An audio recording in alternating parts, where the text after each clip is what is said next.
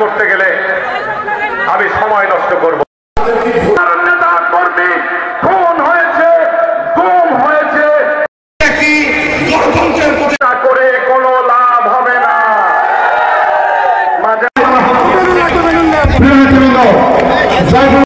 যখন শান্তিপূর্ণ হবে আন্দোলন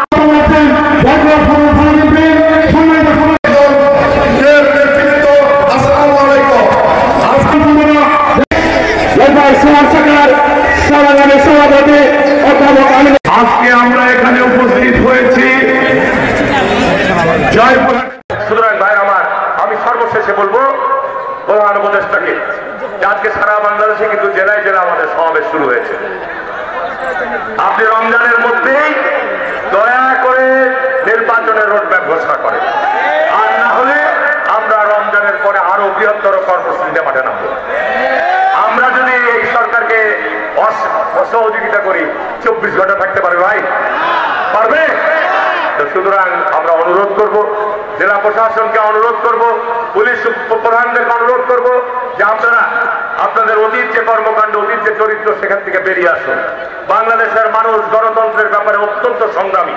সুতরাং বাংলাদেশের মানুষ আইনের প্রতি শ্রদ্ধাশীল। আমরা চাই, জাতীয়তাবাদী দল চাই যে বাংলাদেশ একটি সুন্দর ভবিষ্যতের দিকে এগিয়ে যাক। এই জন্য আমরা সহযোগিতা করব আপনাদেরকে। আপনারা যারা সরকারে আছেন, সরকারকে উপলব্ধি করান যে ভিন্ন পথ খুঁজিয়েন না। ভিন্ন পথ যদি ঘুরতে যান, বাংলাদেশ আবার আগুন জ্বলে উঠবে। পালাতে বাধ্য হবেন, যেভাবে পালাইয়েছে স্বৈরাচার, পালাতে বাধ্য হবেন। আমরা ধৈর্য ধারণ করে আছি। আপনার প্রথম দায়িত্ব, কর্তব্যই হচ্ছে বাংলাদেশকে যত দ্রুত সম্ভব একটি গণতান্ত্রিক যাত্রা পথে নিয়ে যাওয়া। এর বিকল্প অন্য কিছু যদি পথ ধরে, যে বিতর্ক জন্ম দিয়েছেন ক্ষমতায় থেকে আপনার উপদেষ্টা পরিষদের সদস্যরা ছাত্রদেরকে নিয়ে নতুন দল করার পায়তারা করছেন, এটি জনগণ কোনোভাবেই মেনে নেবে না, কোনোভাবেই এটি গ্রহণ করবে না। সরকারের উপদেষ্টা পরিষদ থেকে বেরিয়ে পড়ুন, বেরিয়ে পড়ুন, দল করেন। আমরা স্বাগত জানাবো, অভিনন্দন জানাবো।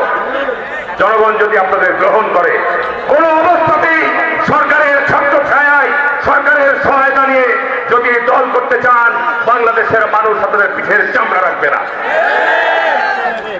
স্পষ্ট কথা। হাসিনা আমাদের, আপনি বলতেন সে তাদের, আজকে ওয়াহিদুল কাদের বলতো যে বিএনপির কে নেতৃত্ব দেবে। আজকে ভাই আওয়ামী লীগের সভাপতিকে, আওয়ামী লীগের সেক্রেটারিকে, আওয়ামী লীগের দলের পরিচয় কি আছে? এটি আল্লাহর পক্ষ থেকে শাস্তি। এই বিএনপির প্রতি তারা যে অন্যায় অবিচার করে দিল, যে তারা বেইনসাফি কথাবার্তা বলতো, ইনকার করতো, উপহাস করতো, আল্লাহ তার শাস্তি নামিয়ে দিয়েছে আওয়ামী লীগের। ঠিক না? বেরিয়ে করছি ভাইরা ভাই। আমি আর বক্তব্য না বাড়িয়ে শুধু জামাত ইসলামের উদ্দেশ্যে বলবো এইটুকু কথা, ভাই ইসলামের ক্ষতি করেন না। আপনাদের ব্যাপারে দেশের শীর্ষ আলেমরা বলেছে জামাত ইসলাম কোন ইসলামিক দল না। জামাত ইসলাম ধর্মকে ব্যবহার করে রাজনীতি করে, যে কারণে আজকে শীর্ষ আলেমরা বলে এটা ধর্ম ব্যবসায়ী। আমি অনুরোধ করবো আপনাদেরকে যে দয়া করে ফিতনা তৈরি করেন না। ফিতনা হচ্ছে হত্যাকাণ্ডের চাইতেও বড় অপরাধ, আল্লাহ কোরআনের মধ্যে বলে দিয়েছে। সুতরাং এই ধর্ম নিয়ে বাড়াবাড়ি করেন না। আল্লাহ কোরআনেই বলে দিয়েছে যে বহু জাতি ধ্বংস হয়ে গেছে এই ধর্ম নিয়ে বাড়াবাড়ি করার জন্য। দয়া করে আপনাদেরকে অনুরোধ করবো, ধর্মকে নিয়ে বাড়াবাড়ি করিয়েন না। ধর্মকে নিয়ে এইভাবে আপনারা রাজনীতির অঙ্গনে খেলা করিয়েন না, দয়া করে খেলা করিয়েন না। বাংলাদেশের মানুষ ধর্মীয় মূল্যবোধে বিশ্বাস করে। শহীদ রাষ্ট্রপতি জিয়া রহমান একমাত্র প্রধান যিনি বাংলাদেশের সংবিধানে আল্লাহর প্রতি অবিচল আস্থা বিশ্বাসী হবে রাষ্ট্র পরিচালনা মূলনীতি। ইনশাআল্লাহ আমরা ক্ষমতা আসলে ওই মূলনীতি আমরা সংবিধান আনবো। শহীদ রাষ্ট্রপতি জিয়া রহমান ধর্মীয় মূল্যবোধকে সমুন্নত রাখার অঙ্গীকার করে গেছিলেন। সুতরাং ভাই আমার, আমি সর্বশেষে বলবো প্রধান উপদেষ্টাকে, আজকে সারা বাংলাদেশে কিন্তু জেলায় জেলায় আমাদের সমাবেশ শুরু হয়েছে। আপনি রমজানের মধ্যেই দয়া করে নির্বাচনের রোডম্যাপ ঘোষণা করেন, আর না হলে আমরা রমজানের পরে আরো বৃহত্তর কর্মসূচিতে মাঠে নামবো। আমরা যদি এই সরকারকে অসহযোগিতা করি 24 ঘন্টা থাকতে পারবে ভাই? পারবে? সুতরাং আমরা অনুরোধ করব, জেলা প্রশাসনকে অনুরোধ করব, পুলিশ প্রধানদেরকে অনুরোধ করব যে আপনারা আপনাদের অতীত যে কর্মকাণ্ড, অতীত যে চরিত্র সেখান থেকে বেরিয়ে আসুন। বাংলাদেশের মানুষ গণতন্ত্রের ব্যাপারে অত্যন্ত সংগ্রামী, সুতরাং বাংলাদেশের মানুষ আইনের প্রতি শ্রদ্ধাশীল। আমরা চাই, জাতীয়তাবাদী দল চাই যে বাংলাদেশ একটি সুন্দর ভবিষ্যতের দিকে এগিয়ে যাক। এই জন্য আমরা সহযোগিতা করব আপনাদেরকে। আপনারা যারা সরকারে আছেন, সরকারকে উপলব্ধি করান যে ভিন্ন পথ খুঁজিয়েন না। ভিন্ন পথ যদি ঘুরতে যান, বাংলাদেশ আবার আগুন জ্বলে উঠবে। পালাতে বাধ্য হবেন, যেভাবে পালাইয়েছে স্বৈরাচার, পালাতে বাধ্য হবেন। আমরা ধৈর্য ধারণ করে আছি। আপনার প্রথম দায়িত্ব কর্তব্যই হচ্ছে বাংলাদেশকে যত দ্রুত সম্ভব একটি গণতান্ত্রিক যাত্রা পথে নিয়ে যাওয়া।